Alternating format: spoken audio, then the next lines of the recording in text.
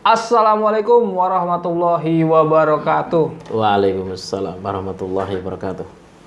Sahabat-sahabat Direktik TV dimanapun Anda berada, kali ini kami kedatangan narasumber kita yaitu Mas Ahmad Nur Khalid. Oke. Selamat malam, Mas. Malam, Bung Andri. Iya. Kita mau diskusi, Mas. Saya mau tanya-tanya nih sama Mas Khalid nih. Boleh.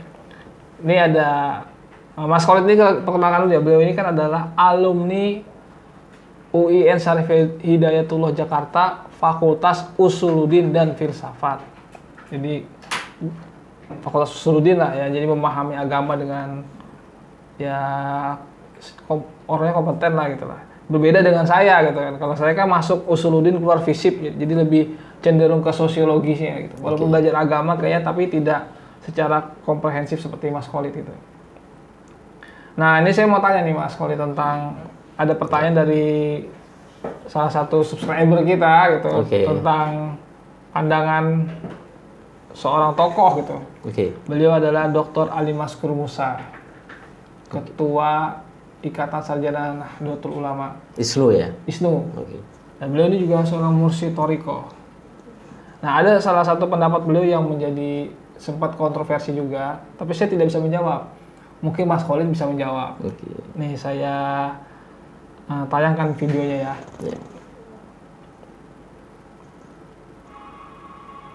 Walaysa say'un aqraba ilaika min nafsika fa idza lam ta'rif nafsaka fa kaifa ta'rifuka rabbak. Padahal tidak ada satupun yang lebih dekat dengan kita, tetapi kita tidak mengetahui diri kita sendiri. Lalu bagaimana kita bisa mengetahui Allah? Sebagai sesembahan kita tidak ada kata lain. Mendekatkan diri pada Allah, muraqabah kepada Allah, zikrullah sebanyak-banyaknya, baru kita akan mengetahui hakikat dan zat Allah. Nah, ini mengetahui hakikat dan zat Allah.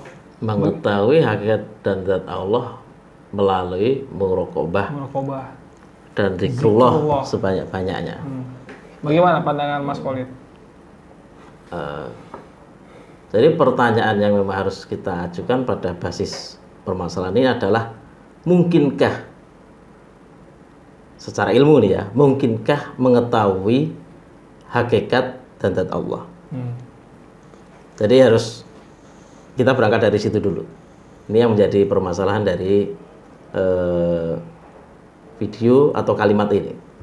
Sebaiknya memang kita kalau bicara soal tasawuf ini adalah merujuk apa yang sudah dijelaskan oleh para ulama kita, khususnya ulama-ulama tasawuf dari kalangan Ahlus Sunnah wal Jamaah. Ada sebuah bagian di kitab Ihya Ulumuddin karya Imam Al-Ghazali, dan itu menjadi rujukan dari para ulama di kalangan Ahlus Sunnah wal Jamaah, khususnya dalam persoalan bertasawuf. Terkait dengan hal ini dijelaskan di kitab Ihya bahwa Rasulullah sendiri bahkan tidak mampu menggapai hakikat Allah. Rasulullah. Di situ Imam Ghazali mengutip sebuah hadis, la uhsi sana'an alaika anta kama asnaita ala nafsika. Jadi hadis ini oleh Imam Ghazali dijelaskan sebagai pengakuan Rasulullah tidak mampu untuk menggapai hakikat Allah. Kemudian Imam Ghazali juga menjelaskan bahwa para ulama dalam kalangan tasawuf kemudian menjelaskan bahwa tidak mampu menggapai hakikat Allah kecuali Allah itu sendiri. Gitu. Bahkan ini ditegaskan lebih jelas lagi oleh Abu Bakar Siddiq di Ihya juga, bahwa disebutkan alhamdulillah yang tidak menjadikan jalan, menciptakan jalan bagi seorang hamba untuk makrifah kepadanya kecuali dengan ketidakmampuan untuk mengetahuinya secara hakikat. Nah, ini adalah penjelasan-penjelasan dari kalangan ahli tasawuf yang bisa kita jadikan rujukan terkait dengan mengetahui kalimat tadi itu ya, mengetahui hakikat dan zat Allah. Bahkan di riwayat lain dijelaskan bahwa Abu Bakar Siddiq mengatakan al-ajzu an darakil idroki idroku wal bahthu an dzatihi kufrun wa isyraku. tidak mampu dari menggapai hakikat Allah atau membayangkan Allah, menggapai zat Allah, membayangkan Allah, itulah yang disebut dengan ma'rifah. Sedangkan mencari-cari wal bahsu an dzatihi, mencari-cari zat Allah adalah kekufuran dan kesyirikan. Berarti ini udah larinya ke akidah juga ya? Ke akidah. Jadi kalau misalkan dijelaskan apa itu menggapai hakikat dan zat Allah, takutnya ini menjadi bagian yang kedua dari kalimat Abu Bakar Siddiq tadi. Wal bahsu an dzatihi kufrun wa isyraku.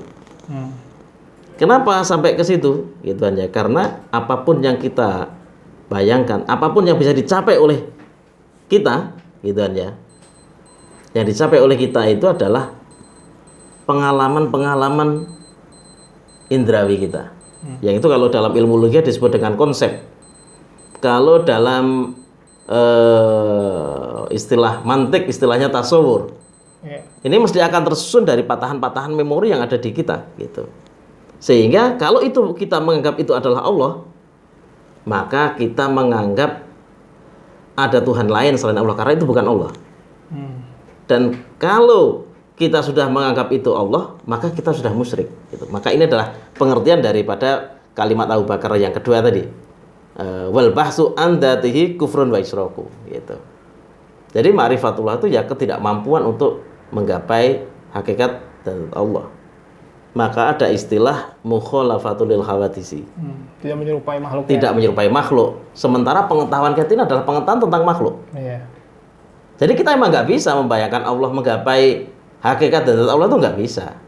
Karena apa? Karena yang Allah Subhanahu Wa Taala itu mukhalafatul lil khawadisi. Sementara pengetahuan kita ini adalah pengetahuan tentang yang khawadis semua, hal-hal yang baru semua, makhluk semua, gitu.